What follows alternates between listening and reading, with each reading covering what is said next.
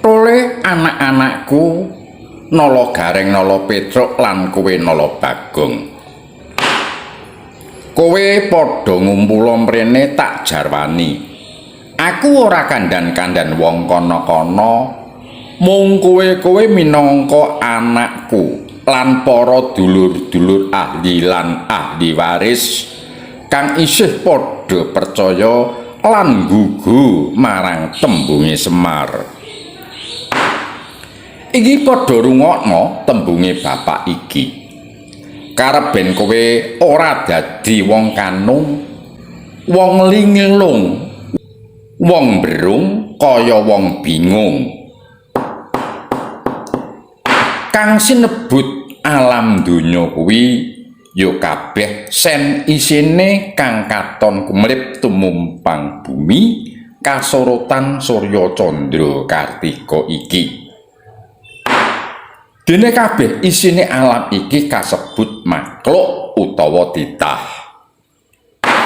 Kang cinipta marang Kang Maha Yekti, ya Kang Maha Kawasa, ya Kang Maha Wisesa. Gusti nggone nyipta marang sawiji-wijining kuwi ora pilih kasih. Tegese ora mbang cindhe lan mbang siladan. Kabeh kaparingan sifat kang padha. Upamane sipate banyu, jeneng banyu ngendi nggon dipapan, sipate ya kaya kuwi. Tuladhane sipate wit-witan utawa tetukulan. Ngendi nggon ngendi papan, jeneng wit-witan lan tetukulan, sipate ya kaya kuwi. Semono uga bangsane kewan beribran kang rumangkang lan kang gumremet, sipate ya kaya kuwi. Apa dene uripe manungsa, kalamun kuwi isih wujude manungsa kuwi uga diparingi sifat padha. Ndat sifat asma apengal, cipta rasa budi karsa, akal nalar pikir lan angen-angen. Mula ana saloka, rasane ati ora bisa ngungkuli marang garise pepesthi, rasane karsa ora bisa mbedah marang garise kang kawasa. Sing kabeh jeneng manungsa kuwi kabeh mung kari nampa. Manungsa kuwi ora duwe daya apa-apa. Bisa mlaku, mobah musik, melek lan turu iku wis ginaris marang kodrate kang kawasa. Manungsa suci lan sampurna kuwi ora ana.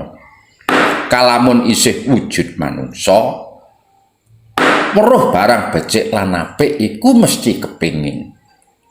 Weruh wong ayu lan wong kang lencir kuning kuwi mesti kepingin. Weruh barang becik lan apik kuwi mesti kepingin. Mula ngeja wantahe pengin rabi, kepingin sanggama, kepingin turu, kepingin mangan. Tundune dadi lara, lalen, pepuntone mati. Kuwi manungsa. Kabeh pituturku iki supaya ngerti marang tujuane uripmu. Kareben ora kleru dalan. Aja kebacut nggonmu ngagung-agungake marang sepadane manungsa. Dene yen duwe penganggep becik lan apik kang diconto kuwi akhlak budi pekertine dudu menungsane. Lah ngancik bab leluhur. Sing jeneng leluhur kuwi cikal bakal anane kowe kuwi. Upamane saka aku, bapakmu, njur simbahmu, njur buyutmu, canggahmu nganti teka trah tumrah banteng maring lan sak piturute. Ya kuwi kang sinebut leluhur. Lah wajibe dipundi-pundi, diestokno pituture, ditiru budi pekertine. Hati-hati lali sumber bakal ketewasan.